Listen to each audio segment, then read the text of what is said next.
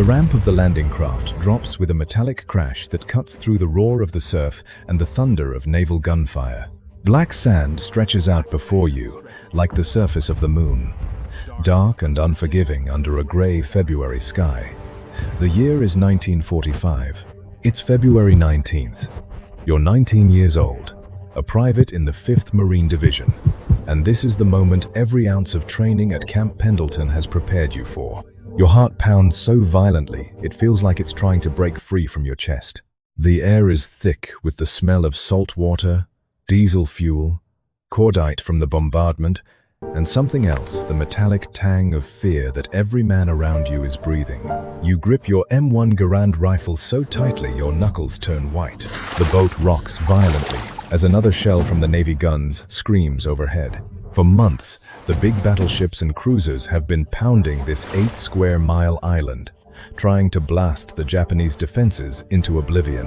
But you already know the ugly truth whispered among the men during the long voyage across the Pacific. The Japs have had months to dig in. General Kuribayashi turned this worthless rock into a fortress of tunnels, pillboxes, and minefields. They're not planning to fight us on the beach. They're waiting underground, ready to make us pay for every single step. This isn't just another island-hopping operation. Iwo Jima sits halfway between the Marianas and Tokyo. If your division can secure those airfields, damaged B-29 Superfortress bombers returning from firebombing Japanese cities will have a place to land instead of ditching in the cold ocean. Thousands of American airmen's lives depend on what you do here. Your mother back in Pennsylvania wrote you letters begging you to be careful. Your little brother looks up to you as a hero. But right now, none of that matters. All that matters is the next 10 minutes. Go, go, go. The coxswain screams. You leap over the side into chest-deep water. The waves slam into you, nearly knocking you off your feet. The black volcanic sand sucks at your boots like quicksand with every desperate step. Men are shouting, cursing, praying. Machine gun fire rips across the beach from hidden positions on the slopes ahead. Bullets zip past your head with a sickening crack. To your left, a Marine takes a round straight through the neck and disappears under the waves. You don't stop. You can't stop. You push forward, rifle held high, lungs burning, legs aching against the soft sand. By the time you reach the shoreline, chaos has swallowed everything. The beach is a slaughterhouse. Bodies lie twisted in the black sand. Wounded men scream for corpsmen who may never come. Mortar rounds begin walking toward your position. With eerie precision, the Japanese have every inch of this beach pre-ranged. You dive behind a small rise of sand, gasping for breath.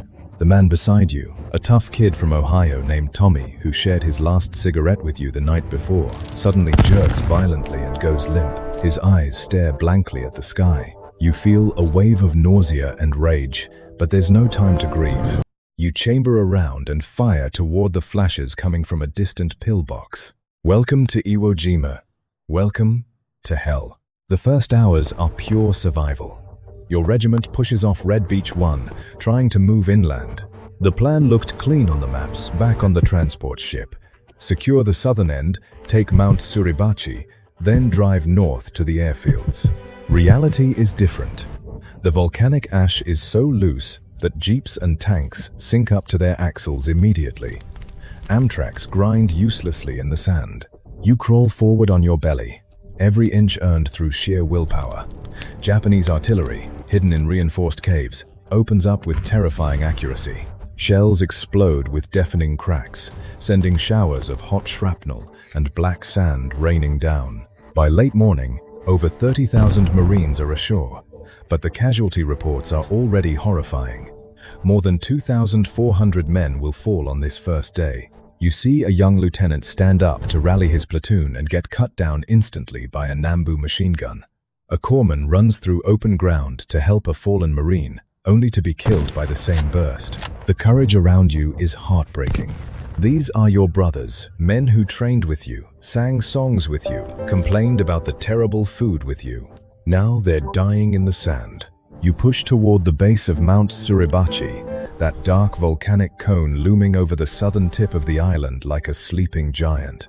The Japanese have honeycombed it with tunnels and gun positions. Every cave entrance is a death trap. Your squad is ordered to clear one such position. You approach carefully, hearts pounding.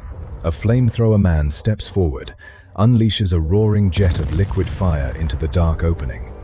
The screams that follow will haunt your dreams for the rest of your life.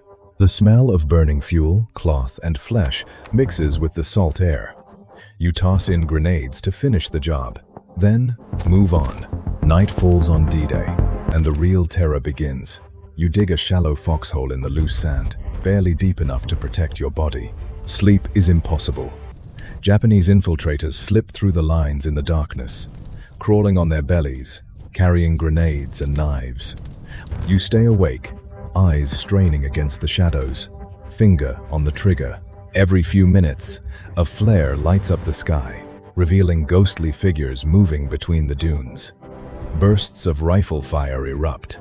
Men die in the night with barely a sound. You hear someone whispering the Lord's Prayer a few feet away. You think of your family back home, wondering if they'll ever know how you spent this night. Dawn on D+1 brings no relief. Your unit is ordered to cut across the island and isolate Mount Suribachi. The fighting grows even more brutal. You advance through fields of loose ash, where every step feels like running in a nightmare. Japanese snipers pick off officers and radiomen with cold precision.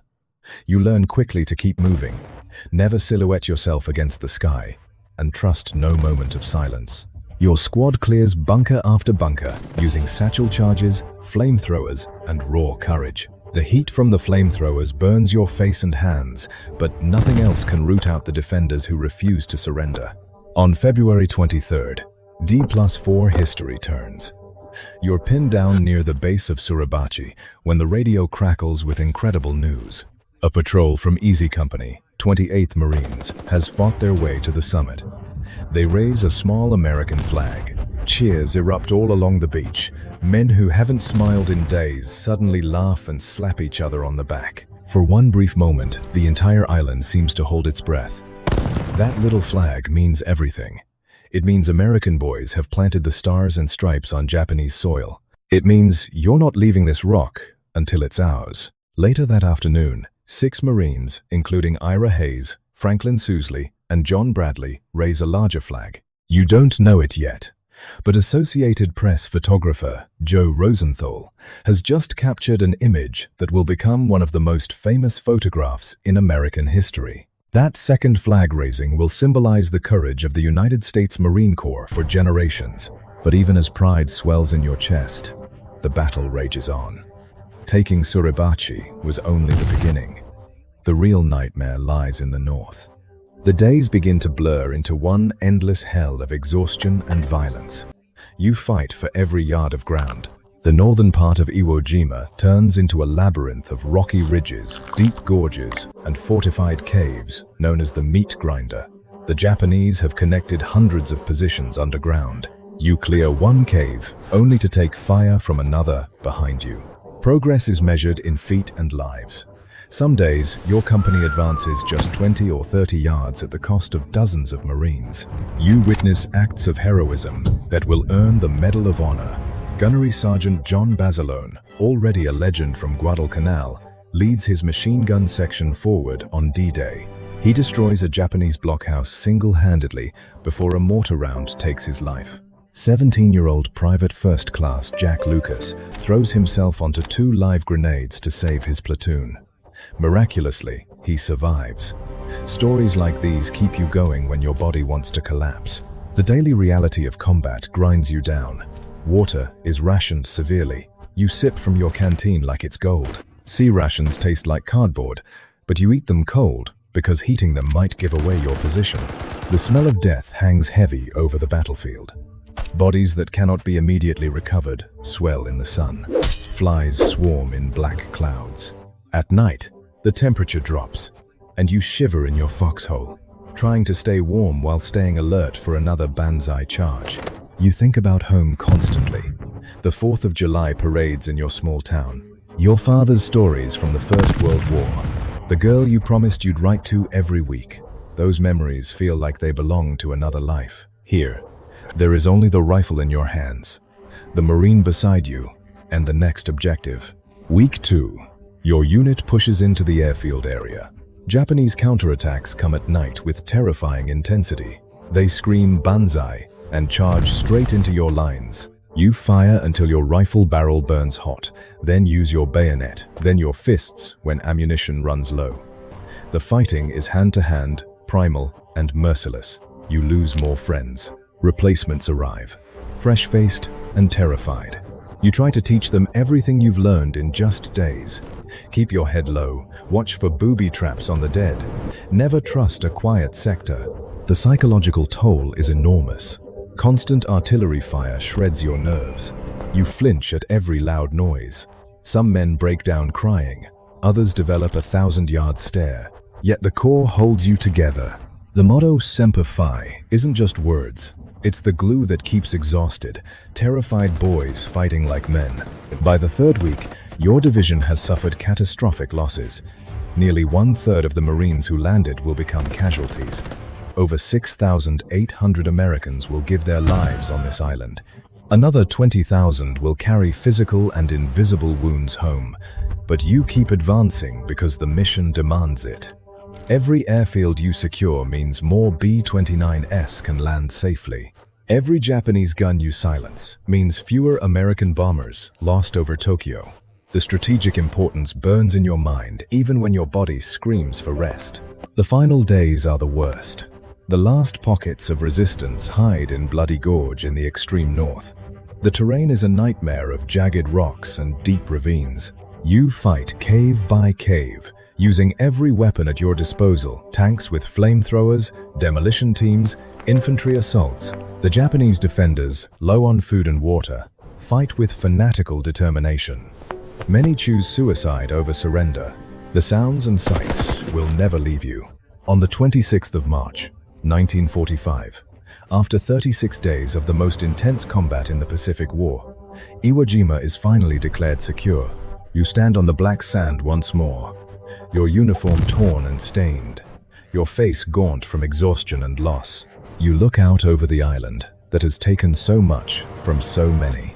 The cost was staggering, but the prize was real. In the months that follow, more than 2,400 B-29 Superfortresses will make emergency landings on these hard-won airfields. Thousands of American airmen will live because you and your brothers refuse to quit. You think about the friends who didn't make it. Tommy from Ohio, the lieutenant who stood up under fire, the corpsman who ran to help. Their sacrifice was not in vain. Iwo Jima didn't just change the course of the Pacific War, it proved what American Marines are capable of when freedom itself hangs in the balance. It showed the world the unbreakable spirit of a generation that crossed oceans to fight tyranny.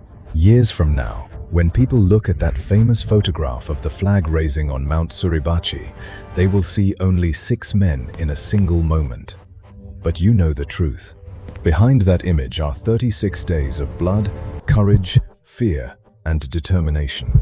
Behind it are thousands of Marines who charged into hell on black sand so that others could live free. You were one of them. As you board the ship that will take you home, or to the next battle, you carry something profound with you. A deeper understanding of duty, a fiercer love for your country, and an unbreakable bond with every man who wore the same uniform. Semper Fidelis, always faithful. That is the legacy of Iwo Jima. That is the legacy you helped write with your blood, your sweat, and your youth on those black volcanic shores.